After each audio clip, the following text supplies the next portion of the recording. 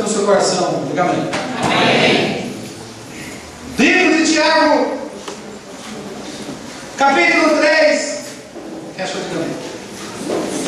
Quem achou? Nós vamos ler. Vamos ler esse texto da palavra hoje. Eu vou tentar ver essa Bíblia aqui, lindinha. Canivete do Espírito. Não pegando nada aí, presta uma Bíblia também. Não pegaram nada aqui, cara. Quer uma Bíblia sobre a lei? Essa lista é uma coisa diferente, de verdade. Essa sua Bíblia. Essa sua Bíblia. Livro de Tiago. A gente vai ler todos os 10 versículos do livro de Tiago. E você deve compartilhar um trecho da palavra lá no Evangelho de Mateus. Então são dois textos. Livro de Tiago, capítulo 3, e Mateus, capítulo 12. A gente está meio mal acostumado. Sempre tem uma projeçãozinha, às vezes com texto inteiro. E hoje a gente vai fazer a ministração da palavra sem a projeção lá no telão. Para você não ficar muito mal acostumado. Vou fazer a moda antiga. Então eu preciso que você fique com a sua Bíblia na mão. Não ali. Tiago capítulo 3, não ali. Sério? Oi. Meu é claro. Livro de Tiago, capítulo 3, e Evangelho de Mateus, capítulo 12. Quem achou Mateus também, diga amém? Amém. Amém? Achou? Esse moleque da lei não é nada. Quem achou Tiago, quem achou Mateus, diga amém? Amém. Vamos ficar em pé então para a gente poder ler a palavra? Eu gostaria que você deixasse o livro de Tiago aberto aí para a gente não perder. Eu vou usar boa parte do texto do livro de Tiago. Como a temática hoje é a temática doutrinária, então a gente vai ter que acompanhar bastante no texto. Como não tem uma projeção hoje, preciso da sua atenção redobrada. Livro de Tiago, capítulo 3, dê uma olhada para a esquerda, para a direita, para a frente, para trás. Veja se alguém sem Bíblia, igual se encontra sem Bíblia ali, só a gravação. Olha assim. Vamos compartilhar o livro sagrado, esse alguém sem Bíblia. Capítulo 3 de Tiago, dá uma virada, uma folha para trás assim, ó.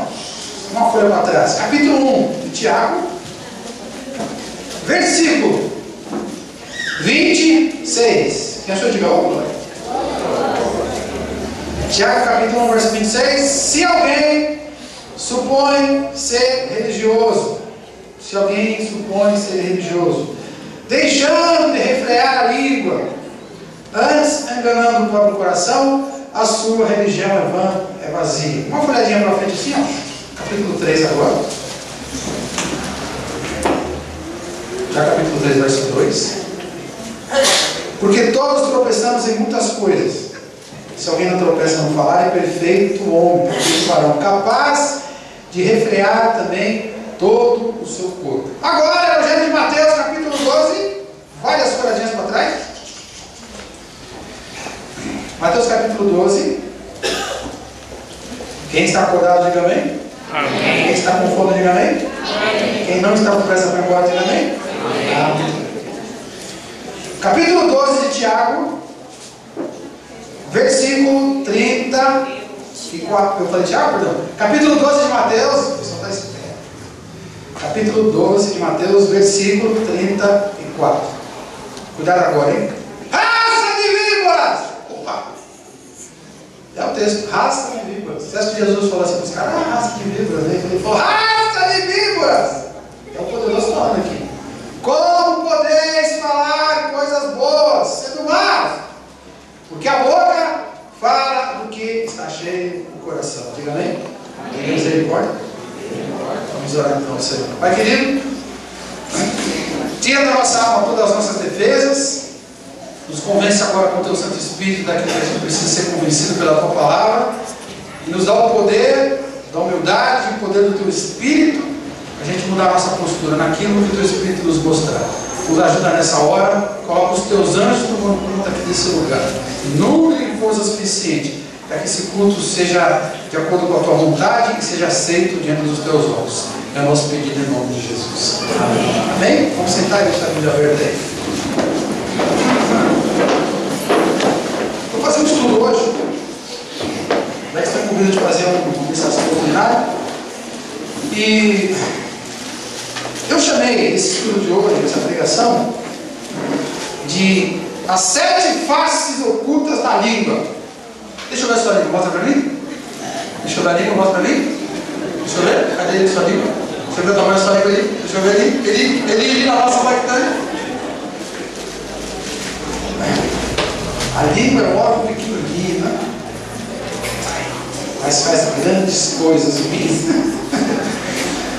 Capítulo 3 de Tiago: meus irmãos, não vos torneis muito de vós mestres, sabendo que havemos de receber maior juízo. Em outras palavras, cuidado com a quantidade de coisas que você fala. Aliás, cuidado com a quantidade de coisas que você fala para os outros, que você usa para ensinar os outros, para se comunicar com os outros e passar algum conhecimento, alguma informação. Esse é um dos pecados da língua. Vamos chamar de pecado didático, né?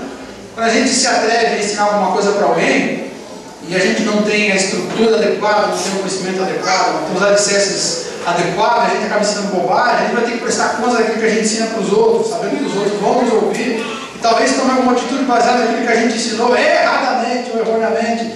É um pecado didático da língua. Talvez você possa pensar, possa pensar em outros pecados, como por exemplo, torpeza. Torpeza fala bobagem, fala palavrão, né? Às vezes você pega o controle, está nervoso, fala, escapou, que ele fala, não. Faz muito tempo que não saía, escapou. Aí dá um azar de falar na frente de alguém que você não podia falar na frente dele. Aí a cara, como diz o profeta, filósofo, pensador Josafá, a cara queima. Já vai bem na frente do sujeito. Poderia pensar também na malícia, para a gente usar a nossa boca, as nossas palavras, para maliciar algumas situações, para enxergar um duplo sentido naquilo que não tem duplo sentido. Ou poderia pensar em coisas mais, teologicamente mais pesadas, vou falar de blasfêmia. Tem aquele texto que diz que todos os pecados dos homens serão perdoados, menos a blasfêmia contra o Espírito Santo. As pessoas chamam minha boca para falar blasfêmia. Jamais vou dizer isso. Bom, beleza, mas talvez você tenha um buraco no carro. É bem provável que nenhum de nós aqui tenha dito em algum dia, em sã consciência, uma blasfêmia, atribuindo a obra de Deus ao capeta, coisa do tipo, xingar com Deus diretamente. Mas é muito provável que a maioria de nós aqui já teve um momento em que murmurou pra caramba e falou: Deus está muito chato, eu não gosto, eu não quero, o jeito que você está agindo, o que você está fazendo, eu não quero essa porcaria dessa vida, dessa casa, dessa mulher, desse não sei o que lá, o seu murmurar. São pecados da língua. Capítulo 3 de Tiago, verso 5, diz que também a língua é um pequeníssimo órgão, mas diz que ele se gaba de grandes coisas. Outro pecado da língua aqui, quando a gente usa a nossa palavra, a nossa boca, a nossa língua, para falar coisas da gente mesmo. Falar da gente mesmo mais do que deveria. No livro de Romanos, olha para mim aqui, ó. O livro de Romanos diz assim: não pense o homem de si mais do que convém. Capítulo 12. Antes pense de si com moderação, equilíbrio. Quer dizer, eu não posso chegar para as outras pessoas e usar da minha palavra para dizer que eu sou mais do que de fato Deus me fez.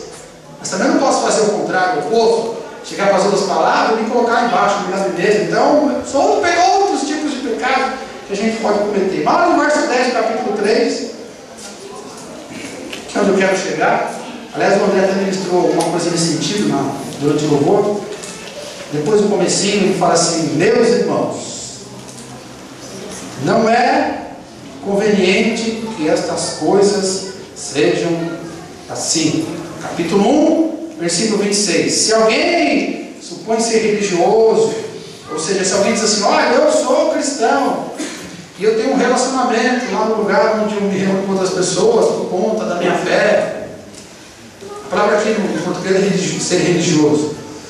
Eu sou um sujeito espiritual, sou dado a coisas de devotos, sou dado a coisas espirituais, congregamento de pessoas, juntamento solene, eu vivo uma comunidade cristã, eu tenho um conjunto de atitudes, de atividades que eu faço por conta dessa minha relação com Deus e minha relação horizontal com outras pessoas. Aí o Tiago aqui, que, se você não sabe, é meio irmão de Jesus Cristo, cresceu ouvindo Jesus falar desde que era garoto. Ele diz assim: irmãos, olha, cuidado, algumas coisas não podem ser dessa maneira. Se o camarada diz para todo mundo que ele tem uma relação com Deus tão intensa, se reflete na vida dele, na comunhão com outras pessoas. Então, cuidado se ele diz isso, mas ele é incoerente em alguns aspectos da sua vida aqui, ou seja, aquilo que sai da boca dele não bate com aquilo que está dentro dele. Capítulo 3, verso 11. Acaso pode jorrar fonte Do mesmo lugar, do que é doce, do que é amargoso, quer dizer, de uma fonte de água, de um poço de água, uma hora você mete a mão ali e sai uma água que é boa para beber. Outra hora você mete a mão lá e sai uma água ruim. Aí você volta a terceira vez, volta a água boa, depois você volta a água ruim. Opa, esse poço presta ou não presta? Isso não acontece. Mas ele diz, olha, há pessoas que querem agir dessa maneira. Ou seja, de uma mesma fonte, do mesmo coração, de uma mesma boca, às vezes saem coisas boas, às vezes saem coisas ruins. Verso 12. Acaso, meus irmãos, pode a figueira, o pé de figo produzir azeitona? Claro que não. Ou a videira figo? Claro que não. Se você chegar no pé de jaca, tem que sair jaca, nunca vai sair uva do pé de jaca. Se você chega no pé de uva, tem que sair uva, nunca vai sair jaca. Mas há pessoas que são uvas espirituais e querem dar outros frutos que não convém à videira. E aí, jogando lá para as palavras do próprio irmão de Tiago, o mais importante deles, o Jesus de Nazaré, que a gente leu também, capítulo 12 de Mateus, verso 34, Jesus está conversando com os religiosos, pessoas que se entendiam como religiosas, temente a Deus, e que por conta desse temor de Deus tinham um relacionamento com outras pessoas. Nesse momento essas pessoas abriam sua boca e falavam uma porção de coisas. Aí Jesus olha para elas e ficou horrorizado com aquilo que elas estavam falando, e não só pelo que estavam falando, mas principalmente pelo que faziam, porque aquilo que diziam não batia com aquilo que era, falavam mais do que eram. E Deus quer que a gente seja mais do que a gente faça ou que a gente faz. Aliás, de uma bela ilustração, que Deus nos deu justamente uma boca só e duas orelhas, para a gente ouvir mais e falar menos. A gente faz o contrário, quando fala, às vezes fala o que não deve. Aí Jesus olha para aqueles religiosos e diz assim, olha, vou dizer só uma coisa para vocês, raça e víbora. E víbora é cobra, cheio de veneno. Aquele bicho que a criança olha, antes de perder a inocência, antes de aprender que é um perigo. Criança de 1 ano, 2 anos, vê uma cobra e fica encantado. Olha, a cobra coral, que linda, olha, parece um brinquedo sofisticado, mexe sozinho, tudo colorido, várias cores. Seduz, encanta. Mas quando chega perto, a cobra vai, morde, acaba com a vida da criança. Jesus fala, vocês são como uma cobra coral, cobra peçonhenta, víbora. Explica por quê. E aí, uma das mesmas palavras que o meu irmão dele, Tiago, diz, olha, como vocês podem falar coisas boas, sendo maus. E mais, a boca de vocês fala daquilo que o coração está cheio. Eles tinham acabado de blasfemar, no contexto lá imediato do texto. Tinham acabado de cometer um pecado contra Deus, contra o Espírito Santo, falaram uma bobagem qualquer contra Deus, contra o Espírito Santo. Jesus fala, vocês são loucos. Aliás, vocês são cobras. E vocês são cobras por quê? Porque não pode ser diferente. Porque dentro de vocês só tem veneno, só tem porcaria, só tem sujeira. E aí voltando lá em Tiago de novo. Se alguém diz que é espiritual e por conta dessa espiritualidade tem um relacionamento moral, ético e social com outras pessoas, até eclesiástico, se a pessoa diz que é religiosa, mas não freia a própria língua, diz o texto lá, capítulo 1, verso 26, essa pessoa está enganando o próprio coração. Em primeiro lugar, ela é incoerente com aquilo que ela mesma acredita. Ela fala uma coisa e vive outra, se engana a si mesma. E mais ainda, a sua própria expressão de espiritualidade, ou seja, a sua religiosidade, diz o texto do grego, é vã, é vazia, é oca, não serve para nada. Estamos falando aqui da língua, de pecados da língua. Qual foi a última vez que você cometeu um pecadão usando a sua língua? Foi a última vez. E eu não sei que pecado foi, pode ser um monte diferente, mas muito provavelmente esse pecado que você cometeu, de alguma forma comprometeu a sua vida moral diante das pessoas. Se eu falei uma bobagem, é porque lá dentro do meu coração tinha uma bobagem. Ou então Jesus está mentindo, porque ele disse que a boca fala que o meu coração está cheio. E se dentro do meu coração não é uma bobagem, são coisas boas, inevitavelmente, se eu sou pé de uva, a hora que eu abrir minha boca, você vai sair a deliciosa uva. Mas se eu sou um pé de espinho, quando eu abrir a minha boca, você vai sair espinho. E não adianta eu querer ser espirituoso, religioso, demonstrar uma fachada para as outras pessoas, até para mim mesmo, tentar me convencer de que eu sou um cara espiritual.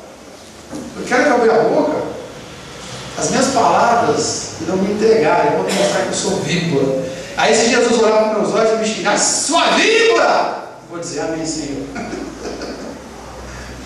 Queria que ele me dissesse, ovelhinha do meu coração, Mas você olha para mim e me xinga, víbora, porque você está falando aquilo que está dentro do seu coração, nada mais do que isso. O problema é que a gente vive esse ser espiritualmente e existencialmente incoerente. Eu não bato com aquilo que eu acho que eu sou, uma controvérsia aí, um antagonismo, e eu não bato com aquilo que eu creio. Eu estou vivendo uma incoerência espiritual. Se ficar só isso, beleza. O problema é que essa incoerência espiritual, por causa desses pecados gerados pela língua, que são pecados morais, todos eles são pecados morais, acabam me transformando numa víbora. Ou, na melhor das hipóteses, demonstrando que eu já era uma víbora. E o pior é que a gente muitas vezes não se dá conta. Você está falando de fofoquinha, de bobagemzinha. A gente rotula de fofoquinha, bobagemzinha, conversinha. Mas não é bobagemzinha, fofoquinha, conversinha. Quando o sujeito abre a boca e usa da língua para pecar, e peca moralmente quando abre a sua boca, ele pode ser chegado por Jesus de víbora. E esse pecado dele, ele tem faces ocultas, coisas que a gente desconhece, ou pelo menos tenta desconhecer, ou finge que desconhece. A gente faz o possível para não acreditar que elas existem. E diz, é só uma fofoquinha, só uma bobagemzinha que eu falei, só uma coisinha de nada. Na verdade existem faces terríveis, como as faces da morte. A língua também tem as suas faces tenebrosas. Vou falar sobre isso hoje em alguns minutos. Quer anotar comigo aí? Eu listei 7 faces ocultas da língua. 7 aspectos, 7 características, 7 fenômenos que estão embutidos quando a gente comete um desses pecados com as nossas palavras, com a nossa língua, e que a gente procura desconhecer e no fundo conhece. O primeiro deles, quando nós cometemos um desses pecados morais com a nossa própria boca, com as nossas próprias palavras, a ponto de a gente viver uma incoerência chamada por Jesus de víbora, quando a gente faz isso, a gente automaticamente, presta atenção no número 1, a gente joga a maldição sobre as pessoas. O que a gente cantou da pouco aqui? A gente cantou que somos um povo abençoado, Deus está nos abençoando, que em certo momento a gente também quer abençoar a vida das pessoas. Jóia, muito bom. Muito bom. O problema é que algumas vezes a religião é vã. A gente canta e pede para Deus para ser abençoador e a gente vira amaldiçoadores. Capítulo 1, verso 10. Perdão, capítulo 3, verso 10. De uma só boca procede bênção e maldição. O cara uma hora abençoa alguém, na outra hora ele joga a maldição a alguém. Então viria amaldiçoador, não abençoador. Capítulo 3, verso 9. Com ela bendizemos ao Senhor e Pai, louvamos a Deus, damos glórias a Deus, e que Deus é bendito eternamente, amém. Eternamente, amém. Mas também diz o texto, com a mesma boca, com a mesma língua, e que alguns segundos atrás a gente pode abençoar a Deus até não querer mais, a gente vai e amaldiçoa os homens feitos a imagem e a semelhança de Deus. A gente abençoa a Deus e chega para mim que é parecido com Deus e diz, você é um desgraçado, vá para o diabo que te carrega. Tomara que você se lasque. Vai viajar? Tomara que você capote o carro na estrada. Você vai casar? Tomara que dê errado. Tomara que você separe, sua mulher de chifre, de coisa de bola. Vai operar? Tomara que você morra na mesa de cirurgia. Jesus ensinou, o apóstolo Paulo repetiu algumas vezes, ele diz assim, abençoai os que vos perseguem, abençoai, para não deixar dúvida, ele diz assim, abençoai e não amaldiçoeis, abençoe sempre, jogue bênção sempre, nunca jogue maldição. E ele diz assim, não estou falando dos amigos, estou falando dos inimigos, os caras que querem te ferrar, que te amaldiçoam direto, que te xingam, que brigam com você, que põe o seu tapete, que quer acabar com a sua raça. Quando ele aparecer na sua frente, você diz que o Senhor te abençoe e te guarde. Como é que eu vou dizer isso? Para dizer isso, meu coração tem que ser bom, tem que estar cheio de bênção. Agora, se ele estiver cheio de maldição, na minha boca você vai sair de maldição. Quando eu amaldiçoo alguém, quando eu jogo maldição sobre a vida das pessoas, estou causando mal para a vida dessas pessoas. Existem formas bem simples de jogar maldição com a nossa língua. Uma delas é, por exemplo, falando mal das pessoas sem dar elas o direito de defesa. Olha aqui, ó. Você quer falar do cara que está do seu lado? Não tem o menor problema. Ednei, não tem problema. Quer falar de mim? Quer falar de você? Não tem o menor problema. Mas antes de eu falar com quem quer que seja sobre você de mim, ou um do outro, primeiro olha nos olhos quem está do seu lado, quem você quer falar, e diga assim, vem cá que eu falo com você primeiro, você é o mais interessado.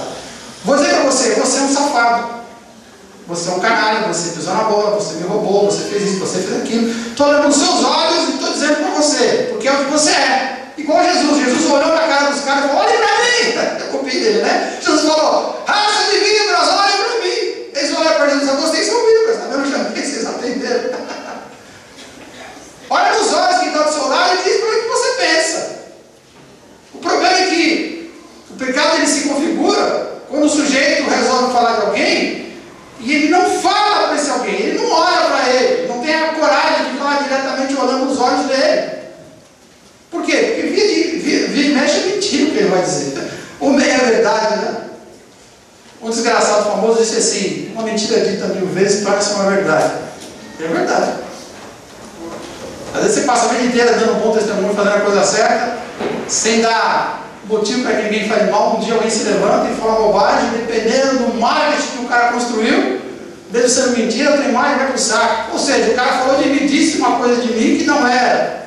E agora desgraçou a minha vida, me fez perder o emprego, me fez perder a mulher, me fez perder o respeito, me fez perder a paz de espírito. Em outras palavras, quando eu lanço uma mentira sobre alguém, ou quando pelo menos eu peguei a informação e não me dei ao cuidado sequer de checar para ver se era verdade, passei para outras pessoas, difamei a vida de alguém, não importa, sem ter falado com a pessoa primeiro para que tivesse o direito de se explicar e se defender, como se eu tivesse o direito de cobrar alguma coisa dela. Quando eu faço isso, de alguma maneira estou jogando uma maldição sobre ela. Por quê? Porque ela vai ficar mal falada, não tem jeito. Vai ficar mal falada, não tem jeito. E vai suar para caramba para resolver aquele problema. E aí eu que, ao invés de abençoar a sua vida, ao invés de olhar nos seus olhos, falar que o Senhor te abençoe e te guarde, te faça prosperar, te dê saúde, faça você dormir em paz, morrer com seus antepassados, morrer em paz também. Em vez de eu abençoar a sua vida, eu conto uma mentirinha, eu pego uma meia verdade, uma verdade que eu não chequei, e digo, é verdade, não presta, tá fumando tóxico mesmo, Eu vi, eu estava ali na rua esse dia, tem uns travestis, eu veio lá, conversei com os travestis, que fulano, pô. É verdade? A Bíblia diz que a gente tem que se defender uns aos outros. Se eu pego você no pecado, minha obrigação é conversar com você, te confrontar e te ajudar. E naquilo que sobrou da tua imagem, já que você fez a porrada, fez a besteira, a Bíblia diz que eu te amo e eu preciso dar um jeito para preservar o que sobrou da tua imagem e tentar aliviar aquilo que você detonou. E às vezes os caras não só não protegem aquilo que sobrou, ou procura ferrar com aquilo que sobrou, aqui ainda está bom, que pode ser resgatado. Põe a uma pedra em cima de fundo, é a última pasada de cal. Maldição. Maldição. E aí Jesus diz, raça de víboras. Se alguém supõe ser religioso e deixa de refrear a língua, antes engana a si mesmo, o próprio coração, e a sua religião é pura. Diga misericórdia. Segunda verdade oculta sobre pecados morais da língua. Capítulo 3, um pouquinho depois do começo do verso 5. Vede como uma pequena fagulha coloca em brasas uma tão grande selva. Em outras palavras, Tiago diz assim, olha, presta atenção, fique boquiaberto olhando para esse fenômeno que eu vou te falar. Sabe qual é o fenômeno? Às vezes tem uma floresta que é enorme, gigante, e passa um desgraçado na estrada em cima de uma moto, um carro, pega uma bituca de cigarro e joga a bituca de cigarro. Era o quê? Era um lança-chamas? Era um maçarico aceso? Não, o que era? Era uma bituquinha de cigarro. O cara fumou aquele troço até ficar só no filtro, quase quebrando o filtro. Mas ele joga pela janela do carro e está passando ali num lugar onde há muito tempo não chove, tem uma mata enorme, um monte de animais, um monte de planta, um monte de bicho, e ele joga uma bituquinha. Dependendo da condição que aquele lugar está, uma bituquinha queima a floresta inteira. O que está dizendo aqui, ó? Simbolicamente falando, que uma das coisas que a língua pode fazer no nosso meio é motivar as pessoas, aquilo que a gente conhece na nossa língua como insurreição. Diga comigo. Pode ser. Insurreição. O que é insurreição? Se você estiver em algum lugar, por exemplo na escola, ou lá onde você trabalha, de repente Um monte de gente começa a reclamar do trabalho, começa a reclamar do que está acontecendo, e começa a brigar entre si, começa a reclamar. A tal da contenda, né? Começa a criticar, começa a falar, começa a mostrar todo mundo aí, daqui a pouco todo mundo está reclamando, todo mundo está achando ruim. Aí daqui a pouco, aquele monte de gente que estava achando ruim começa a se reunir em grupos, aí é facção, né? Primeiro começa com contenda, com intriguinha, depois junta em grupos, vira facção. Aí daqui a pouco aquele monte de grupo que está faccionado se divide ou se junta e cria ali uma rebelião. Isso se chama insurreição. E quando a gente abre a nossa boca, dependendo do lugar onde a gente está, conhecendo as pessoas, o clima, o andar da carruagem, a situação do povo, o coração, a predisposição, às vezes basta uma palavra, ou poucas palavras, que a gente bota tudo a perder. Se você deve se lembrar dessas leituras que você tem feito da Bíblia aí lá no Velho Testamento, coitado do rei Davi, depois de muito apanhado da vida, teve um tempo de sossego, os filhos já estavam grandes, já tinha eliminado parte dos seus inimigos. E ele começa a governar mesmo, não só defender Israel dos inimigos, mas começa a gerenciar o país inteiro. E um dos meninos dele, talvez o mais bonito, o tal do Absalão, ele teve uma encrenca com o pai que não foi resolvida. E aí, por conta disso, ele para na porta da cidade e fica lá, só observando. E todo dia chega gente na cidade para falar com o rei. E entra gente e sai gente, entra gente e sai gente, e ele só observando. Ele percebeu que, como em qualquer lugar, no estado, numa igreja, numa escola, seja o que for, sempre há momentos que a gente está mais contente ou menos contente. Ele viu isso, e aí ele resolveu abrir a boca dele, cheia de amargura, cheia de raiva, cheia de ódio como estava, cheia de veneno como estava. E ele começa a dizer assim: olha, não tem rei em Israel, se tivesse, não estava desse jeito, não estava mais aqui, quem falou, e embora. Aí chegava alguém: olha, se tivesse rei em Israel, não estava desse jeito, não estava mais aqui, quem falou, E ele falou essa frase, ele falou essa coisinha pequenininha. Chegou uma hora que os caras se juntaram ao redor dele e disseram: olha, você tem razão, cara. Aliás, você não é filho do rei, não? Então, se você tomou o lugar do rei, é isso que eu queria. Aí então ele envolve aquelas pessoas e monta uma insurreição contra o próprio pai, dá um golpe de estado contra o próprio pai. Começou como? Começou com uma palavra dele na porta da cidade. Houve problemas que foi resolvido? Claro. Mas o mal justifica outro? Evidentemente que não. Sabe o que aconteceu com o Absalão? Tinha um cabelão enorme, grande, bonito, banhado a ouro.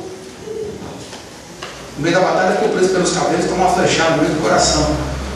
E o pai, antes disso, teve que fugir da cidade com a sua corte, com algumas pessoas que o serviam. Na correria deixou algumas concubinas para trás. E o moleque, quando entrou na cidade, seguiu de novo a língua de outras pessoas que estavam com ele. Disse assim: olha, para você provar que você agora é mais poderoso que o seu pai, faz o seguinte, abre uma cama enorme, maior que ninguém sai que alguém já viu no mundo, monta uma cama aqui no meio da praça pública e pega todas as concubinas que o seu pai deixou para trás e transa com todas elas, filho, todo mundo, né? Ele sabia que agora é você que manda nessa bagaça. Ele fez isso. E o pai foi embora humilhado. E quando o pai voltou para a cidade, voltou para chorar, porque o filho, no meio da luta, foi derrotado, foi vencido com uma flechada. E aí quando o povo gritava: ainda bem, vencemos o inimigo do rei Davi. E Davi chorava dizendo: ah, Absalão, meu filho, Absalão. Foi repreendido pelo seu general. O cara disse: ó, a gente quase morreu por você, agora está chorando por esse desgraçado que criou uma rebelião no meio do teu povo para derrubar o teu trono. Vai lá e levou os teus homens. Tiveram que repreender o rei. Olha o drama, olha o trauma, olha a confusão do país, da cidade, do coração do rei. Um atraso no reino de Deus terrível por causa daquilo. Porque um dia alguém disse: eu vou abrir minha boca e vou jogar uma bituca de cigarro nessa bagaça que está quase ardendo. Capítulo 1, verso 26. Se alguém supõe ser religioso e não refreia a sua língua, enganando a si mesmo, a sua religião é vazia. Diga misericórdia de novo. Número 3. Terceira face oculta dos pecados da língua. Eu vou citar um texto paralelo, só o que eu vou ler para você. Está lá em Tito, onde diz assim, Tito capítulo 3. Paulo diz assim: evita o homem faccioso, fica longe daquele sujeito que toda vez que encosta em você quer botar fogo na situação para que você se separe, para que você fuja da situação e rache o que não pode ser rachado. Evita o homem faccioso. Depois de dar uma dura nele, de mostrar a primeira e segunda vez, faz isso, foge dele. Pois você sabe, diz aqui o apóstolo Paulo, que tal pessoa está perdida e vive pecando e por si mesma já está condenada. Paulo diz assim, ele não está falando para uma pessoa que está começando a caminhar na fé agora. Ele está falando com um camarada que era pastor de uma igreja. Ele fala assim, presta atenção que eu vou te falar. Se você encontrar um cara no meio da igreja, que toda vez que você encosta nele, você percebe que ele quer rachar as coisas em vez de juntar, foge desse cara, depois te repreendendo uma ou duas vezes. Foge dele, fica longe dele, porque esse cara está perdido. Fica longe dele. Por que o apóstolo Paulo diz isso? O rei Salomão, quando estava na velhice, escreveu o seguinte: de que existe poder nas nossas palavras. Provérbios 18 ele diz assim: a morte e a vida estão no poder da língua. Uma palavra pode te destruir, uma palavra pode te edificar, uma palavra pode te salvar, pode mandar para o inferno. Uma palavra.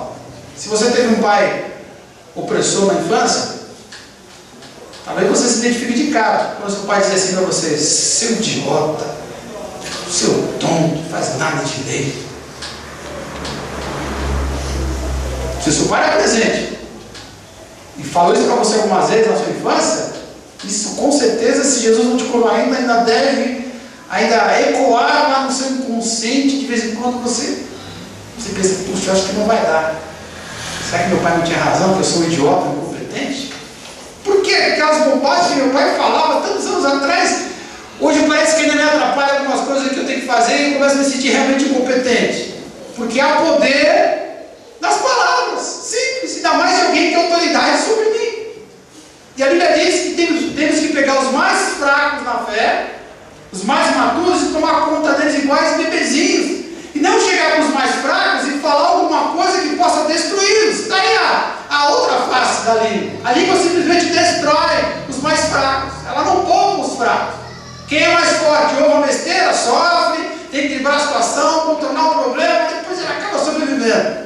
Mas aquele que é fraco na fé, quando alguém joga uma maldição sobre ele, quando alguém fala uma mentira, quando alguém faz qualquer coisa para botar fogo na vida dele, esse sujeito está destruído automaticamente. Ele não tem força em si mesmo.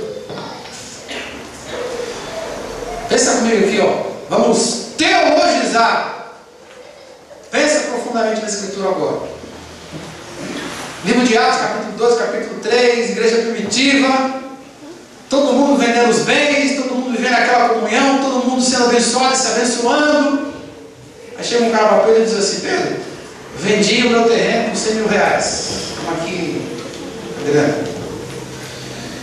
E aí Pedro tinha um dom, que era o dom de palavra de conhecimento. Quando o cara fala aquilo para ele, ele percebe que o cara está mentindo. Ele diz assim: foi por 100 mil que você vendeu? Você está mentindo. Na verdade não é para mim, está mentindo para o Espírito de Deus. Se Pedro tivesse parado por aí, só o fato de ter sido descoberto, se eu estou no lugar desse camarada, você tem razão, cara. Puxa, bobagem. O cara estava lá no meio da comunhão da igreja. Havia alguns problemas com ele, claro que havia, mas ele estava lá na pegada. Ele, por alguma razão, ele viu ali uma bobagem qualquer, mas ele não é um pagão, não é um incrédulo.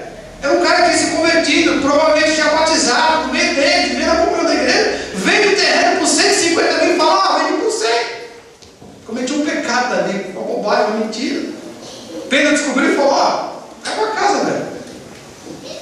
Sem parar, sem o cara baixaria a cabeça, ir embora, ia pensar. Olha pra mim aqui, sabe o que Pedro fez? Em vez de dar um ponto final na história, ele joga uma maldição sobre ele. Cuidado, hein? Ele diz assim: então é o seguinte, já que você mentiu, ali na porta tem 3 meninos, eles vão entrar. E quando eles entrarem, eles vão pegar o seu corpo, que vai estar escondido aqui, e vão levar para o cemitério. Como havia muito poder espiritual na vida de Pedro, olha, cuidado, hein?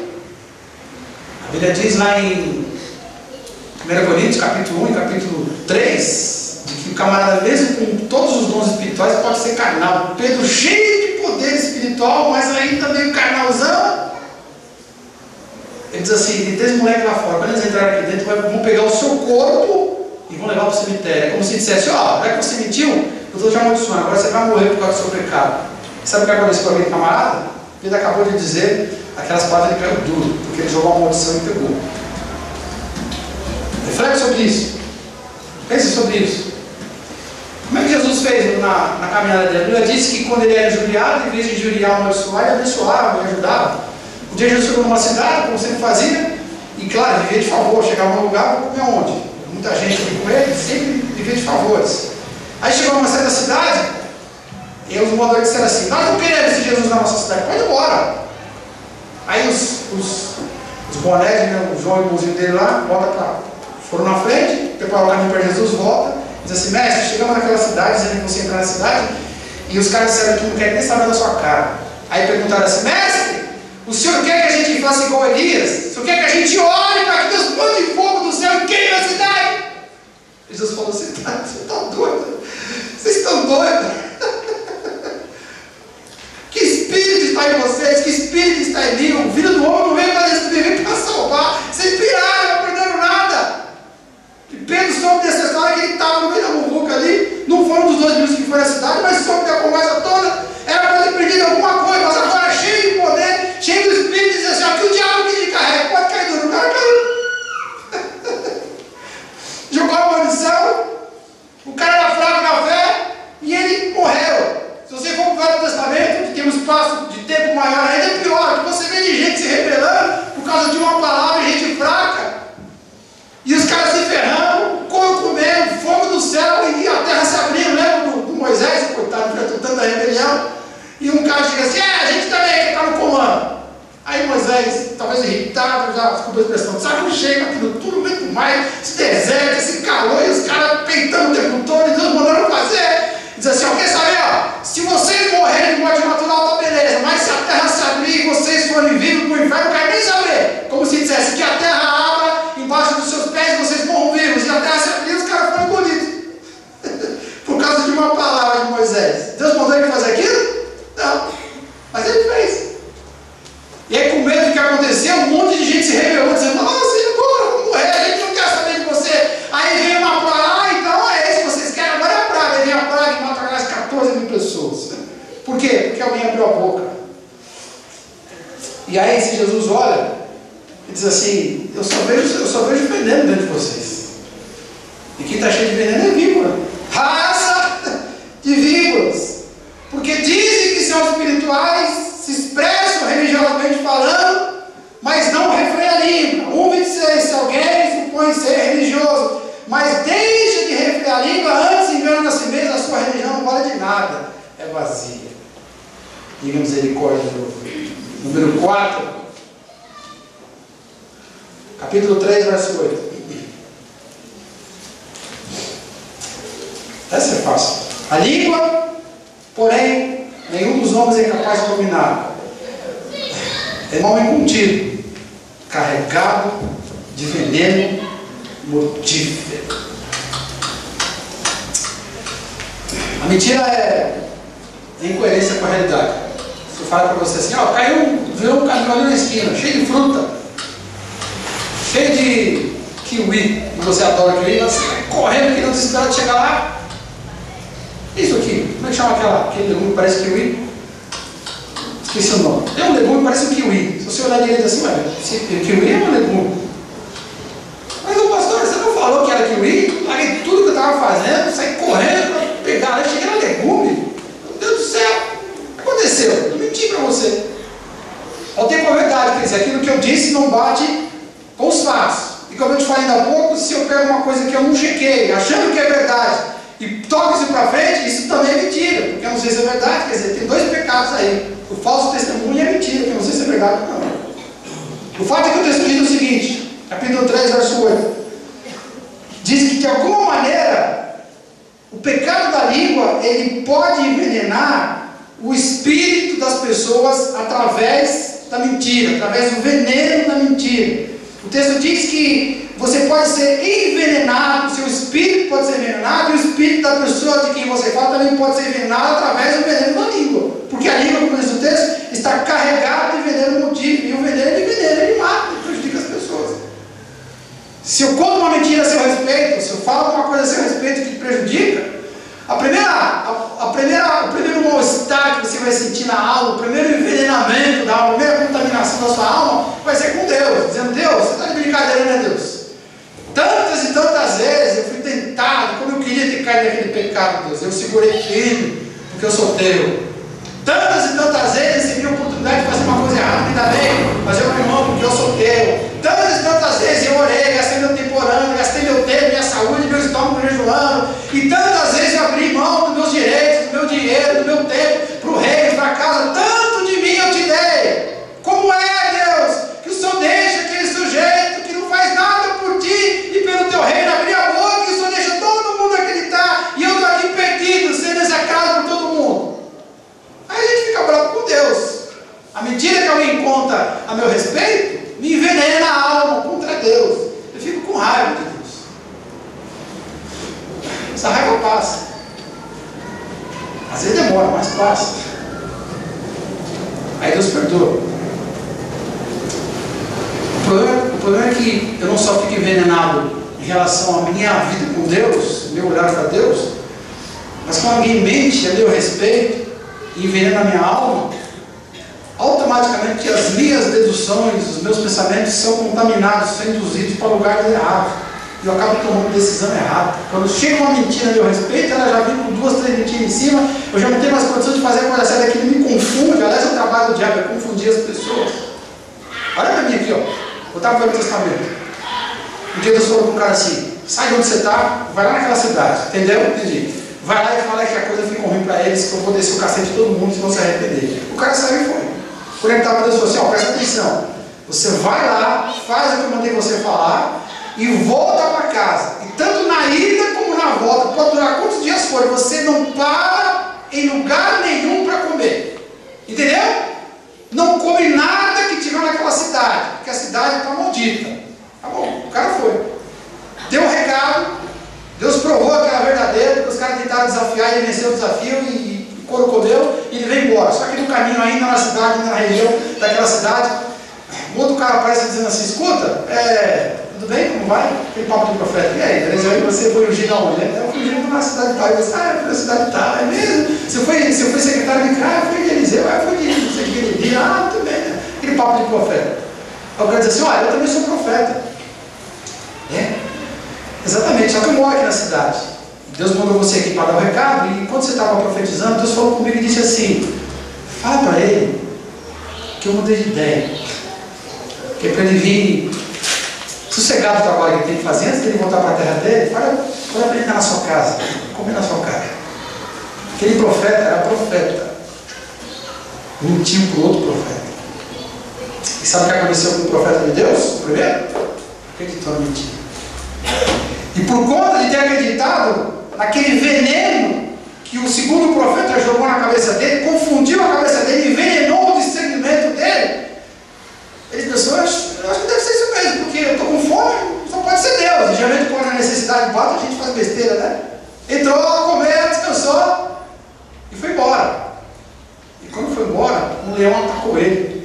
Ele morreu naquela cidade. O que aconteceu? Ele foi envenenado pela mentira de outra pessoa.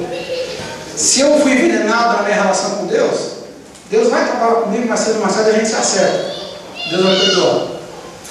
Mas se por conta desse envenenamento da mentira, eu fui levado a tomar uma decisão que não era para ter tomado aquela decisão que era errada, Deus vai me perdoar.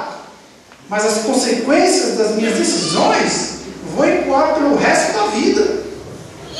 Vai perder dinheiro, vai perder a família, vai perder a saúde, vai tomar uma decisão errada e vai se lascar, porque se deixou envenenar por uma mentira.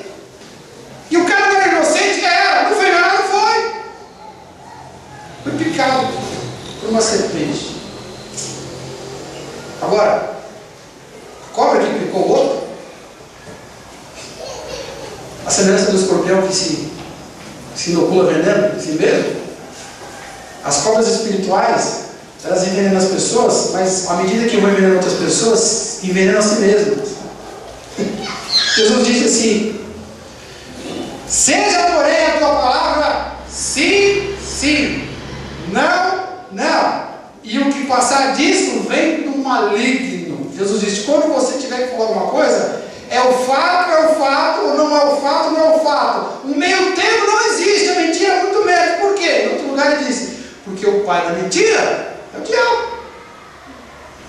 E se eu é que estou mentindo sobre você, se eu é que estou jogando um veneno na sua vida para te prejudicar, seja de que forma for, na relação com Deus, no dia da vida, não importa, à medida que eu, como vibra, jogo um veneno em você, te mordo, ao mesmo tempo eu também sou inoculado por mim mesmo, me enveneno. E sabe qual é o veneno? O veneno do capeta. Quando eu minto, eu estou jogando o veneno das trevas na minha própria alma, me torno filho do diabo, ou vivo como se fosse filho do diabo. Mas você não é cristão, não é filho de Deus, não tem o sangue do Espírito Santo. Como pode ser? Não sei, é por isso que o texto diz que não faz sentido. É uma incoerência existencial e espiritual. E se eu expresso essa minha espiritualidade na minha religiosidade, piorou, que agora todo mundo está vendo que eu sou uma farsa. Vírgula! Se alguém supõe ser religioso, deixando de refrear a própria língua, engana-se a si mesmo. A sua religião é vazia. Tenha misericórdia. Número 5. O livro de Pedro diz assim, presta atenção agora, hein? Presta atenção nisso. O livro de Pedro diz assim, capítulo 3, verso 10. Quem quer amar a sua vida, se você ama a sua vida, e quem quer ver dias felizes, Pedro diz assim, capítulo 3, verso 10, 1 Pedro, se você ama a sua vida, se você quer viver dias felizes na sua vida, diz o texto, refreie a sua língua do mal, e evite que os seus lábios falem dolorosamente. Por quê? Porque se eu não refreio a minha língua, a minha vida vira um inferno aqui sobre a terra. É a lei da semeadura. Qual é essa lei da semeadura, né? Quem planta vento, colhe. Se eu plantar amor, eu colho amor. Se eu plantar verdade, eu colho a verdade.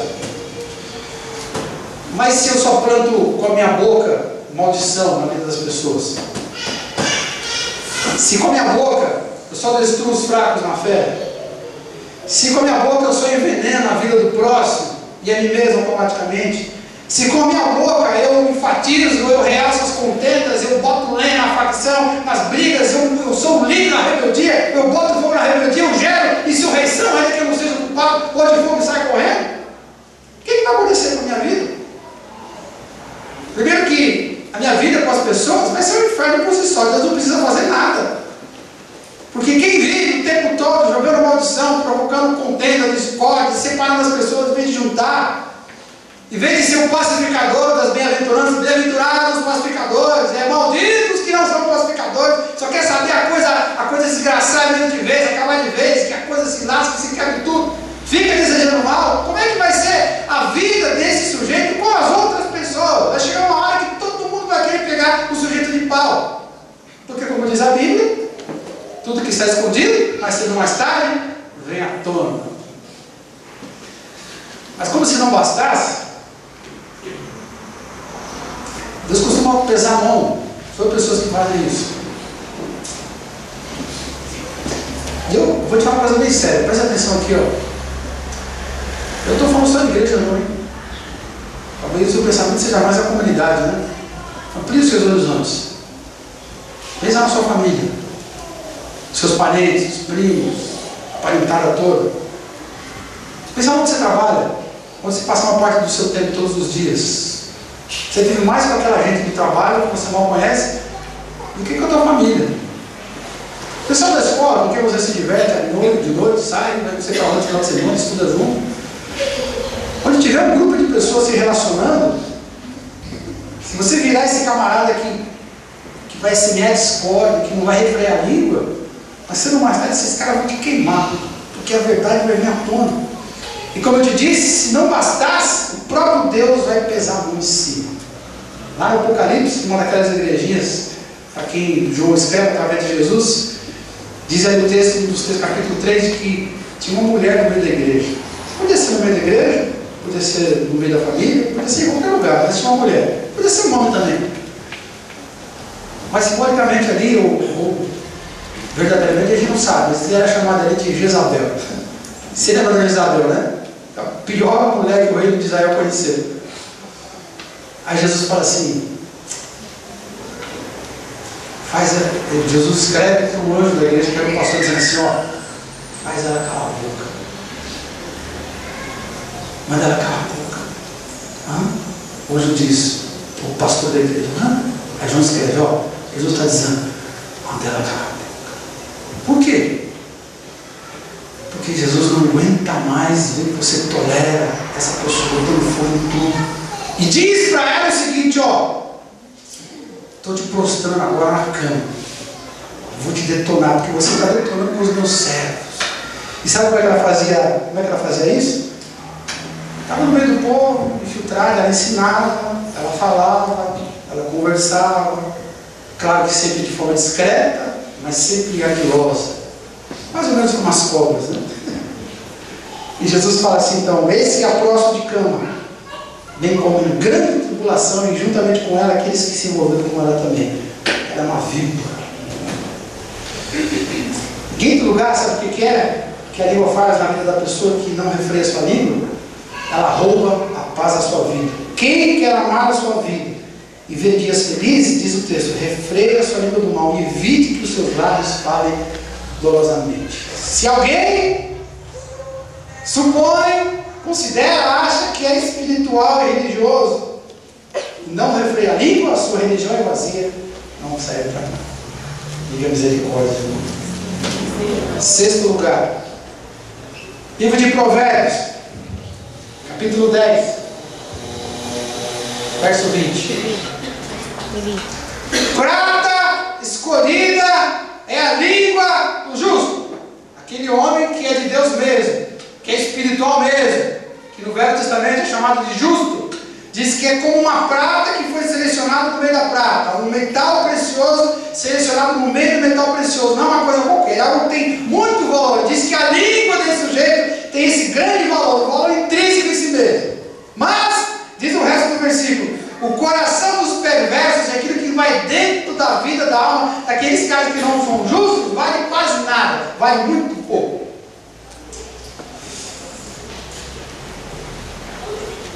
Diante da sociedade, seja uma igreja, seja um clube, seja uma família, seja um grupo na escola, seja onde for, diante de uma sociedade, quanto vale para as pessoas da sociedade aquele sujeito que todo mundo sabe que é um trinqueiro, que vive amaldiçoando todo mundo, que vive botando lenha na fogueira de todo mundo, que vive tentando quebrar a unidade do grupo, que vive tentando dissuadir as pessoas, que não respeita os mais fracos e procura fazer a cabeça dos mais fracos para acabar com eles e acabar com o grupo, que não pensa nem em si mesmo, que sabe que vai ser detonado, e todo mundo olha e vê a vida do camarada e vê que ele está detonado, não é um mês, não é um ano, não é dois, mas é muito tempo que ele quer estar detonado. Todo mundo já percebeu que Deus está sentado a morrer porque ele tem a boca frouxa, a língua frouxa. O que as pessoas pensam sobre esse sujeito? Que valor dão para ela? Qual é o estado social que ela tem? Sexto lugar, o descontrole da língua tem uma face oculta que as pessoas não percebem. Sabe o que é? Um efeito colateral terrível. Ela rouba todo o crédito moral que a pessoa podia ter. Quer ser respeitado? Refreia a língua. Porque quanto mais a gente solta a nossa língua, menos respeito a gente tem. E se quando a gente solta a nossa língua, ainda que pouco, é para amaldiçoar, é para gerar escândalo, é para separar as pessoas, para criar rebelião, para criar tumulto. Aí Deus faz questão de deixar claro que a nossa vida está desgraçada, para que todo mundo fique longe. E aí a nossa moral não vale nada. Se alguém supõe ser religioso, deixando de refrear a língua, está enganando a si mesmo. A sua religião não vale de nada. Sétimo e último lugar. A última face oculta dos pecados morais da língua. Tiago capítulo 3, versículo 6. Ora, a língua é fogo. Fogo. A língua é um mundo de iniquidade. A língua está situada nos mãos do corpo, mas contamina o corpo inteiro. E não só coloca em chamas toda a existência humana, diz lá no finalzinho do verso 6, como também ela é posta, ela mesma, em chamas pelo inferno. E a palavra inferno aqui é inferno mesmo, é gênero dele, quer dizer, o lugar para onde vão aquelas pessoas que morrem sem Cristo, onde o diabo deveria estar e não está, ainda mais vai para lá um dia. E aqui o corpo representa a vida da pessoa como um todo, quer dizer, os pecados morais de uma pessoa cometidos pela sua língua, contamina ela mesma pela sua própria língua. Mas não só contamina, mas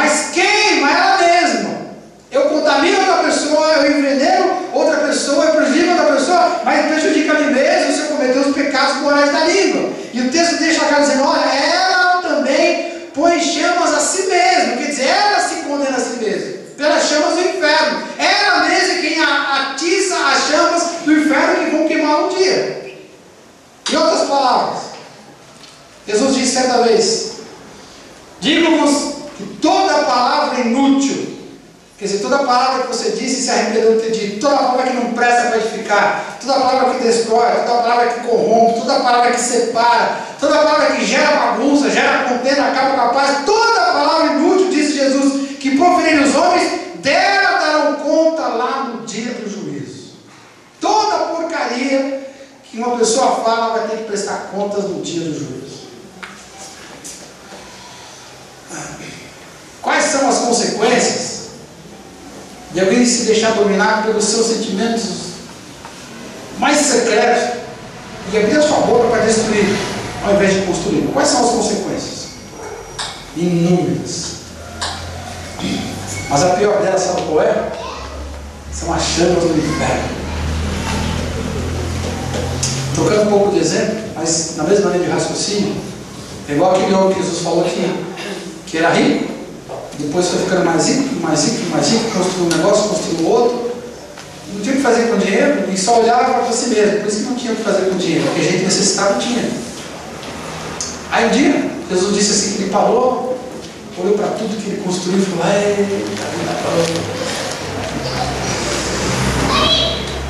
aproveita a vida, olha aí tudo que eu construí. Aí Jesus falou que ele morreu, e alguém disse assim: louco, esta noite pedirão a tua alma. E o que tens para dar em troca da tua alma? O cara, por causa do dinheiro, ele detonou com tudo, vendeu a própria alma para o diabo. Voltando para o nosso contexto, pelo prazer de falar, pelo prazer de fazer uma fofoquinha, de fazer uma maledicênciazinha, uma infamazinha, uma difamazinha, uma maldiçãozinha, uma bobagemzinha qualquer, uma coisinha inútilzinha qualquer, me coçando, eu preciso falar, eu preciso xingar, eu preciso extravasar, eu preciso dizer as verdades, não na cara dele, claro, mas eu preciso dizer as verdades. Eu preciso soltar esse veneno, senão eu vou consumir mesmo com esse veneno, mas vai de qualquer maneira soltando ou não soltando. O cara só se lasca, só se ferra, todo mundo vem, o camarada só quer destruir, não quer juntar, só quer separar. Todo mundo trabalhando para que a coisa flua como um todo, para que a vida ande como um todo, para que o reino venha. Às vezes você não sabe de ficar dele lá, botando nele, juntando, dividindo. Se alguém falar: escuta, você está doido? Se você morrer hoje, o que você vai ganhar com isso? Me fala. Igual o cara que morreu e os bens aí de volta. O que eu vou dar para a minha alma? Dá para levar alguma coisa daqui? Não. Eu vou para o inferno. Louco! Esta noite pedirão a tua alma. Víbora, vai para o inferno, raça de víbora, cheio de peçanha maldita. Lugar de cobra no inferno. E como é que diz que é espiritual? Como é que diz que é religioso? Como é que diz que está jejuando? Como é que ora bonito, fala bonito, prega bonito, vai não sei o que, faz isso, faz aquilo, ajuda tudo aquilo que os outros estão vendo? Como disse Jesus, a sua recompensa ele já recebeu. Elogio, um pouco elogio que deu para ele, porque o resto está detonado. Louco, se morre hoje, vai apresentar o quê? Dividiu a família, dividiu os colegas do trabalho, dividiu a igreja, dividiu tudo. Não respeitou os mais fracos, não respeitou as autoridades, não fez nada que a palavra manda. E o pior, se condenou ao próprio inferno. A língua é fogo de iniquidade. A língua está situada no meio do corpo, mas contamina o corpo a vida inteira. Põe em chamas toda a existência humana. E o pior, e também ela está posta em chamas por ela mesma, pelas chamas do inferno. Se alguém supõe ser religioso, deixando de refrear a língua, antes enganando a si próprio, seu próprio coração, a sua religião é vazia. Diga misericórdia mais uma vez. Vamos ficar de pé, eu vou terminar o capítulo 3 com o verso 2. Foi mal enviado. Capítulo 3, verso 2. Depois de uma palavra dessa, eu vou terminar com uma promessa. Capítulo 3, verso 2. Primeiro, uma constatação. Porque todos, olha para mim aqui, ó, o texto diz, todos nós, diz o texto, porque todos nós tropeçamos em muitas coisas. Quem é que pode bater a mão no peito e dizer assim, desse pecado eu nunca cometi? Quem é o primeiro? Todos nós pecamos em muitas coisas. E algumas destas muitas coisas são pecados da língua. Constatação. Mas em Deus, na sua infinita misericórdia e amor para conosco, deixa aqui uma palavra que tem que ser a nossa diretriz para superarmos mais essa situação da nossa existência humana. Se alguém não tropeça no falar, é perfeito varão, capaz também de revidar o corpo inteiro. Olha para mim aqui, ó.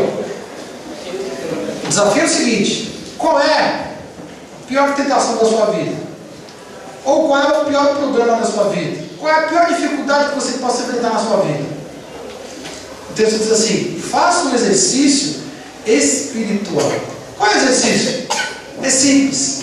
Cuida só da sua língua. Vigia com todas as suas forças só o que você fala. Mais nada, não precisa fazer mais nada. Toma conta só do que sai da sua boca. Se preocupa só, única e exclusivamente com isso. Por quê? Porque diz a palavra que se eu controlar aquilo que sai da minha boca, eu vou gerenciar todo o resto da minha vida de uma maneira que agrada ao Senhor. Eu não nasci para ser cobra. E se existe alguma área na minha vida que está cheia de veneno, eu vou dar um jeito de botar esse veneno para fora o mais rápido possível. Mas para isso, eu tenho que dominar. Diga amém agora, em nome de Jesus. Vamos orar ao Senhor.